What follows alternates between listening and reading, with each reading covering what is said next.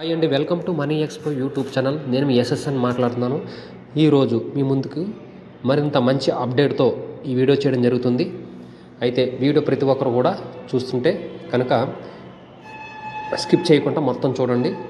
అలాగే first time మన channel చూస్తుంటే కనుక ప్రతి ఒక్కరూ సబ్స్క్రైబ్ చేసుకొని లైక్ చేసి షేర్ చేయండి. అదేవిధంగా ఇప్పుడు మనం డీటెయిల్స్లోకి వెళ్ళిపోతే ఈరోజు మనకు అప్డేట్స్ ఏంటంటే చూడండి, టైమ్స్ నౌ అనేది ఎక్కువ following, most trusted daily reading channel అనేది టైమ్స్ నౌ అనేది. ఈ ఛానల్లో మన పై నెట్వర్క్ గురించి ఆర్టికల్ కూడా రాశారు, చూస్తున్నారు కదా. అదేవిధంగా యుఎస్ అమెరికా వాళ్ళు డెప్ట్ అనేది, యుఎస్ ఎకానమీ డెప్ట్ అనేది 34 మిలియన్స్ డెప్ట్ అనేది ఉంది. సో ఈ కాయిన్ కనిపెట్టింది యుఎస్ పర్సనే కదా, డాక్టర్ నికోలస్ గారు. సో ఎలాన్ మస్క్ లాంటి వాళ్ళు, డొనాల్డ్ ట్రంప్, బిలియనర్స్ అంతా కూడా మ్యాక్సిమం యుఎస్ నుండే ఉన్నారు. సో ఒక దేశ ఎకానమీ మనకి ఆ డెప్ట్ అనేది లేకపోతే ఇన్ఫ్రాస్ట్రక్చర్ పరంగా కానీ, ఎడ్యుకేషన్ పరంగా కానీ, హెల్త్ పరంగా కూడా చాలా డెవలప్ అవుతుంది. అప్పుడు ఆ దేశ ఆర్థిక వ్యవస్థ చాలా స్ట్రాంగ్గా ఉంటుంది. అందుకని ఈ పై నెట్వర్క్తో ఆ ప్రాబ్లం అనేది క్లియర్ అవడానికి, యుఎస్ ఎకానమీ బాగుపడమే కాకుండా అదేవిధంగా ఇన్ఫ్లేషన్ అంటే ఒకప్పుడు కూలి పనికి వెళ్ళిపోతే 10 రూపాయలు ఉండేది, 2 రూపాయలు ఖర్చు పెట్టుకునే వాళ్ళం. ఈరోజు 10 రూపాయలకి ఒక వాటర్ బాటిల్ కూడా రావట్లేదు. సో అలాంటి పరిస్థితి అనమాట. ఇన్ఫ్లేషన్ అనేది పెరుగుతుంది. మనము ఎవ్రీడే రానున్న 2000లో ఉన్న కాస్ట్ ఆఫ్ లివింగ్ వేరు, 1990స్లో ఉన్న కాస్ట్ ఆఫ్ లివింగ్ వేరు. అదేవిధంగా ఒక 30-40 ఇయర్స్ ఉన్న కాస్ట్ ఆఫ్ లివింగ్ వేరు, రానున్న 20-30 సంవత్సరాల్లో కాస్ట్ ఆఫ్ లివింగ్ అనేది వేరు. మనం ఇన్కమ్ పెరగకపోతే కూడా ఇన్కమ్ పెరగకపోయినప్పటికీ మన ఖర్చులు అయితే తగ్గవు, పెరుగుతూనే ఉంటాయి. సో అట్లా అనమాట. సో 34 మిలియన్ యుఎస్ ఎకానమీ డెప్ట్ అనేది క్లియర్ అవుతుంది. అదేవిధంగా చాలా ప్రపంచ ఆర్థిక వ్యవస్థ బలపడడంతో పాటు చాలా వరకు కూడా అన్ఎంప్లాయ్మెంట్ తగ్గడం, అదేవిధంగా వెబ్3 టెక్నాలజీ పెరగడం, అదంతా కూడా ఒక పై కాయిన్ ద్వారా, జీసీవీ వాల్యూ ద్వారా మనకి అది చాలా బలోపేతం అవ్వచ్చు అని కూడా చెప్పొచ్చు. అయితే ఇప్పుడు మనము ప్రిడిక్షన్ ఏంటంటే యుఎస్ నేషనల్ డెబిట్ అనేది క్లియర్ అవడంతో పాటు మనకి జీసీవీ వాల్యూ కనుక వస్తే కనుక, జీసీవీ వాల్యూ ఏంటండి $3,14,159. ఈ వాల్యూ వస్తే ఒకవేళ ఈ వాల్యూని క్లియర్ చేయడానికి, యుఎస్ డెప్ట్ క్లియర్ చేయడానికి 105 మిలియన్ పై కాయిన్స్ అనేది సరిపోతున్నాయి. అంటే అది ఆల్రెడీ యుఎస్ వాళ్ళు ఆల్రెడీ ఆల్మోస్ట్ సర్క్యులేటింగ్ సప్లైలో 10% దాన్ని స్టోరేజ్ చేసి పెట్టుకోవడం జరిగింది. యుఎస్ రిజర్వ్ బ్యాంకు అలాగే యుఎస్ ఎకానమీ వాళ్ళంతా కూడా. అదేవిధంగా ఈ ఎలాన్ మస్క్ లాంటి వాళ్ళు, ప్రపంచ కుబేరుడు మనకి డొనాల్డ్ ట్రంప్ కూడా ఈ క్రిప్టోకి బాగా సపోర్టింగ్ చేయడం జరుగుతుంది. ఒకసారి ఫైనాన్స్ సిస్టమ్ అనేది మొత్తం డెవలప్ అయిపోతే ఇంకా ఈ పై కాయిన్ అనేది ఫ్రీగా దొరకదు.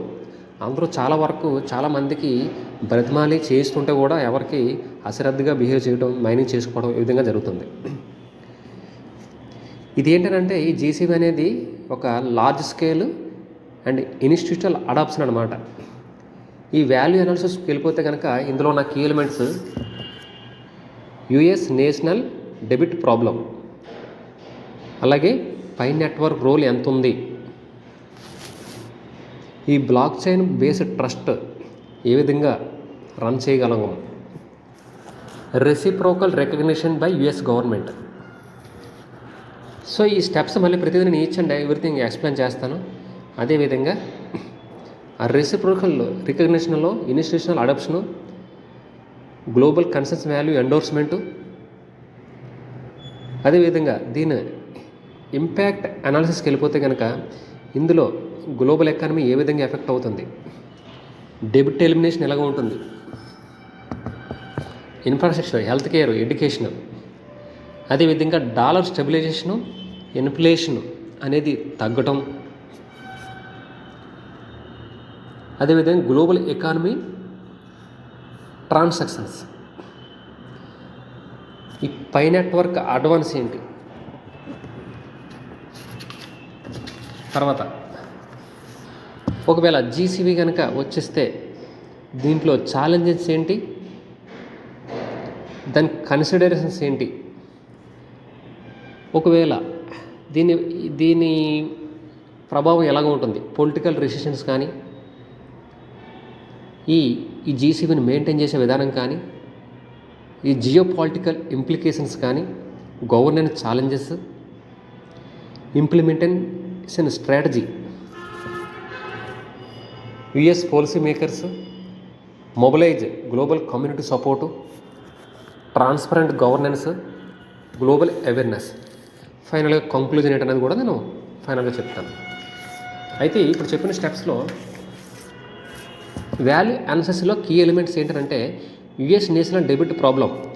ఈ డెబిట్ అనేది మొత్తం ఎకానమీ అనేది, అంటే ఈ జీసీబీ వచ్చేస్తే కనుక ఎకానమీ అనేది ఇన్స్టేబుల్గా ఉండటం, అదేవిధంగా వీటన్నిటికీ కారణం మెయిన్ ప్రింటింగ్ మనీ అని. ఎందుకంటే ఒక వ్యవస్థకి, ఒక దేశ ఆర్థిక వ్యవస్థకి ఇంతని మనము రిలీజ్ అవుతూ ఉంటుంది సంవత్సరానికి అమౌంట్. సో ఆ ప్రింటింగ్ మనీ అనేది కూడా ఇంపాక్ట్ అవుతుంది. ఒకవేళ జీసీబీ వాల్యూ వచ్చేస్తే పై నెట్వర్క్ రోల్ ఏంటంటే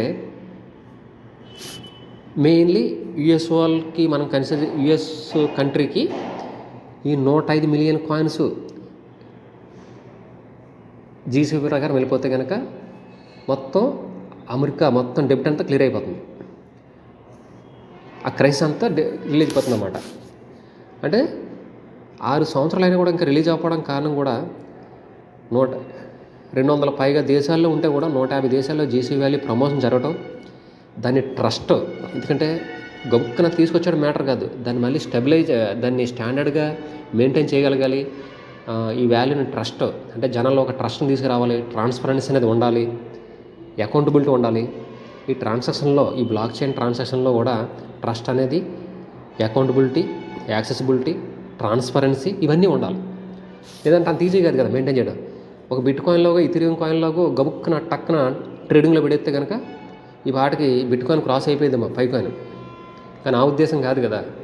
జీసీ వాల్యూ ఒక చిన్నోడి నుంచి పెద్దోడి దాకా, చిన్న మర్చెంట్ నుంచి, చెప్పులు కుట్టే వ్యక్తి నుంచి, కిరాణా షాపు రన్ చేసుకునే వ్యక్తి కాడి నుంచి ప్రతి ఒక్కరు కూడా దీని ద్వారా లబ్ధి పొందాలి. So next reciprocal recognition by US government, institutional adoption. అంటే యుఎస్ గవర్నమెంట్ వాళ్ళు పైతో కనుక ఇంటిగ్రేట్ అయిపోతే ఫైనాన్షియల్గా, ఎకనామిక్గా, ఆర్థికంగా అప్పులు లేకుండా స్థిరంగా ఉండాలనేది కాన్సెప్ట్. అదేవిధంగా ఇండివిజువల్గా చూసుకుంటే కనుక ప్రతి ఒక్క పర్సన్ కూడా చాలా వరకు ఫైనాన్షియల్గా బాగుంటారు కదా. ఒక పేదోడు అనేది సంఖ్య తగ్గుతుంది కదా. అలాగే ఎండోర్స్మెంట్ జీసీ వల్ల ఫార్మల్గా రికగ్నిషన్ అయితే కనుక దీనివల్ల క్రెడిబిలిటీ మొత్తం ప్రపంచంలో అంతా అడాప్షన్ అనేది జరుగుతుంది. ప్రపంచం అంతా కూడా దాని ఇంపాక్ట్ ఏ విధంగా ఉంటుందంటే, ఓకే జీసీ వచ్చేసింది, దాని ఇంపాక్ట్ ఏ విధంగా ఉంటుంది. Economy effects, debit elimination. అయితే మొత్తం డెబిట్ అనేది క్లియర్ అయిపోవడం, దానివల్ల రిసోర్సెస్ పెరుగుతాయి కదా. అప్పులు అనేది క్లియర్ అవుతే, ఫర్ ఎగ్జాంపుల్ పాత ప్రభుత్వంలో చాలా లక్షల కోట్లు అప్పు అయింది. అలాగే మళ్ళీ ఈ గవర్నమెంట్లో మన ఆంధ్రప్రదేశ్ చూసుకుంటే ఇప్పుడు మళ్ళీ చాలా వరకు అప్పులు తెచ్చి సెంట్రల్ బ్యాంక్ నుంచి అప్పులు తీసుకురావడం, మళ్ళీ దాన్ని రిసోర్సెస్ ఓపెన్ చేయడం, రిసోర్సెస్ అనేది అంటే కంపెనీలను ఆఫర్ చేయడం, అన్ఎంప్లాయ్మెంట్ క్లియర్ చేసి ఆ విధంగా ఉద్యోగాలు క్రియేట్ చేయడం, రోడ్లు, అదేవిధంగా రోడ్ల డెవలప్మెంట్లు, వైద్యం, విద్య, ఆరోగ్యం ఇవి డెవలప్మెంట్ అయితే కనుక ఆల్మోస్ట్ ఒక స్టేట్ బాగున్నట్టే కదా. స్టేట్ బాగుంటే ముందుకు ఒక విలేజ్ బాగుంటే పట్టణం బాగుంటుంది, పట్టణం బాగుంటే ఒక జిల్లా బాగుంటుంది, జిల్లా బాగుంటే స్టేట్ బాగుంటుంది, స్టేట్ బాగుంటే దేశం ఆర్థిక వ్యవస్థ బాగుంటుంది. ఈ విధంగా అనమాట ఈ రిసోర్సెస్ తీసుకురావడం, ఆ రిసోర్సెస్ దాని వల్ల చాలా వరకు ఇంప్లిమెంట్ చేయడం అనేది జరుగుతుంది. తర్వాత డాలర్ స్టెబిలైజేషన్, డాలర్ వాల్యూ అనేది ఒక స్టెబిలిటీగా ఉండటం, డాలర్ వాల్యూ పెరగడం, ఇన్ఫ్లేషన్ అనేది తగ్గడం. ఇన్ఫ్లేషన్ అంటే కాస్ట్ ఆఫ్ లివింగ్ అనేది తగ్గడం, అంటే రిసోర్సెస్ పెరిగి ఆర్థిక వ్యవస్థ అనేది బలపడడం, ఇదంతా ఒక స్టెబిలిటీ మెయింటైన్ అవ్వడం జరుగుతుంది. అదేవిధంగా గ్లోబల్ ఎకానమిక్ ట్రాన్సాక్షన్స్, ఈ పైన అడాప్ట్ చేస్తే వేరే దేశాల్లో కూడా స్పీడ్ అయ్యి ప్రపంచం అంతా కూడా ఒక ప్రపంచ దేశాలన్నీ కూడా చాలా ఆర్థికంగా నిలబెట్టుకోవడం, తర్వాత పేదోళ్ళ సంఖ్య అంటే తగ్గటం, రిసోర్సెస్ పెరిగి జాబులు ఉద్యోగాలు రావటం, విద్య వైద్య ఆరోగ్యపరంగా ఇంప్లిమెంటేషన్ రావడం ఇదంతా కూడా బాగుంటుంది. తర్వాత అడ్వాన్స్ ఆఫ్ పై నెట్వర్క్ అని అనుకుంటే ఈ జీసీ వ్యాల్యూ వచ్చేస్తే కనుక ప్రపంచంలోనే ఒక మెయిన్ కోర్ అసెట్గా ఈ పై నెట్వర్క్ అనేది నిలబడుతుంది. ఒక పవర్ఫుల్ ఎకనామిక్ స్టేక్ హోల్డర్గా ఇన్ఫ్లుయెన్స్ చేస్తుంది ప్రపంచాన్ని పై నెట్వర్క్ అనేది. చూడండి, అంత ఆసమాసే కాదు. తర్వాత ఈ విధంగా జరిగితే challenges, political restrictions, financial institutions, government ఏజెన్సీలు ఆబుజుగా ఉండటం, ఈ బ్యాంకులు ఆర్బీఐ అనేది వ్యతిరేకంగా ఉండటం, ఈ విధంగా కూడా ఉండటం వల్ల ఇవన్నీ ఉండటుంటాయి. జనరల్గా ఇలాంటివి తీసుకొచ్చినప్పుడు ఏమవుతుందంటే మెయిన్ బ్యాంకులు ఆర్బీఐ వాళ్ళు ఈ ఫైనాన్స్ ఇన్స్టిట్యూషన్ ఎదురంగా ఉండటం, తర్వాత మెయింటైనింగ్ జీసీ అనేది ట్రస్ట్ లేకపోతే కనుక లాంగ్ టర్మ్ అనేది యాక్సెసిబిలిటీ తగ్గిపోతుంది.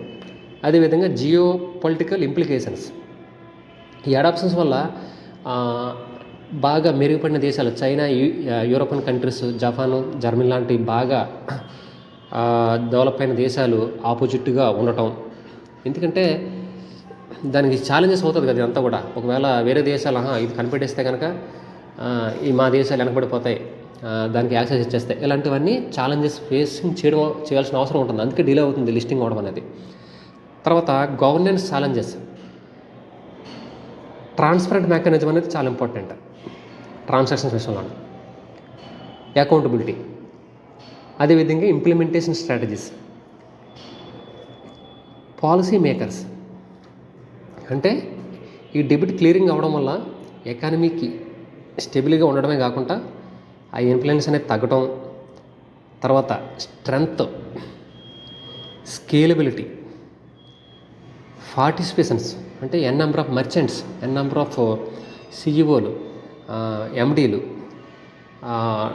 ఈ కంపెనీలు కానీ గవర్నమెంట్ ఆర్థిక వ్యవస్థలు కానీ ఇన్స్టిట్యూషన్ హెడ్లు కానీ అందరూ కూడా దీనిలో ఇన్వాల్వ్మెంట్ అయ్యి ఒక స్టెబిలిటీ మెయింటైన్ అయ్యి ఒక జీసీబీ మెయింటైన్ చేయగలిగితే చాలా వరకు ఆర్థిక వ్యవస్థ అనేది బలపడడంతో పాటు ప్రపంచ దేశాలు చాలా బాగుంటాయి అనేది చెప్పడం జరుగుతుంది. సో గ్లోబల్ అవేర్నెస్ అనేది చేయడం చాలా ఇంపార్టెంట్. ఇప్పుడు చాలా వరకు వేరే దేశాల్లో జీసీబీ వాల్యూని ప్రమోట్ చేయగలుగుతున్నారు. ఎందుకనంటే గబుక్కున డాక్టర్ నికోలస్ వాల్యూని తీసుకుని వచ్చేసి 3,14,000 పెడితే ప్రతివాడు దానికిడే వాల్యూ ఉండదు, దానికి ఫ్రీగా డబ్బులు ఇచ్చేస్తే దానికి విలువ ఏముంటుంది. అందుకే ఒక అవేర్నెస్ తీసుకురావాలి. మనం కూడా మన ప్రయత్నం చేద్దాం. మన ఇండియాలో చాలా వరకు ఆల్రెడీ లక్లోని, హర్యానాలోని రీసెంట్ వీడియోలు పెట్టాను ఆల్రెడీ. అందులో ఏం చేశారు, జీసీబీని ప్రమోషన్ చేస్తున్నారు. ఆ విధంగా మనం కూడా మన ప్రయత్నం చేద్దాం. ఎందుకంటే ప్రతి ఒక్కరితో ఇన్వాల్వ్మెంట్ ఉన్నది. ఈ జీసీబీ వాల్యూని ప్రమోట్ చేసుకోగలిగితే రేపు పొద్దున మనతో పాటు చాలామంది బాగుంటాం. దానికోసం ఈ ప్రయత్నం అంతా. సో ఇదనమాట ఈరోజు అప్డేటు. సో ప్రతి ఒక్కరు మైనింగ్ చేసుకోండి. అందరికీ కూడా ప్రతి ఒక్కరికి కూడా అదేవిధంగా డైలీ అలారం పెట్టుకొని మైనింగ్ చేయండి. ఎక్కువ మందిని రెఫర్ చేసుకోండి. నా వీడియో చూసే ప్రతి ఒక్కరు కూడా ఇంకా కొత్తగా రిజిస్ట్రేషన్ చేసుకోగలిగితే ఇంకా చేసుకోండి. గ్రూప్లో నేను డిస్క్రిప్షన్లో లింక్ పెట్టాను. పై నెట్వర్క్ నా referral code, invitation code VISHTNU, V క్యాపిటల్లో 7 letters అనమాట. అదేవిధంగా కేవైసీ ఎలా చేసుకోవాలి, ఆ చెక్ లిస్ట్ ఎలా చేసుకోవాలి, అవన్నీ కూడా గ్రూప్ లింక్లో పెడుతున్నాను. వాట్సాప్ గ్రూప్ కూడా లింక్లో పెట్టాను నేను.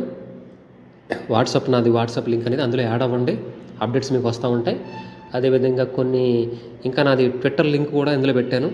అది కూడా చూసుకొని చేసుకోండి. సిద్రా బ్యాంకు, అదే ట్విట్టర్ లింక్, వాట్సాప్ లింక్, బాండెక్స్ లింక్, అవన్నీ కూడా సిద్రా బాండెక్స్ కూడా చాలా ఇంపార్టెంట్ అనేది నాకు తెలిసిన అప్డేటు. అవి కూడా డిస్క్రిప్షన్లో పెట్టాను. అవి చూసి చేసుకోండి.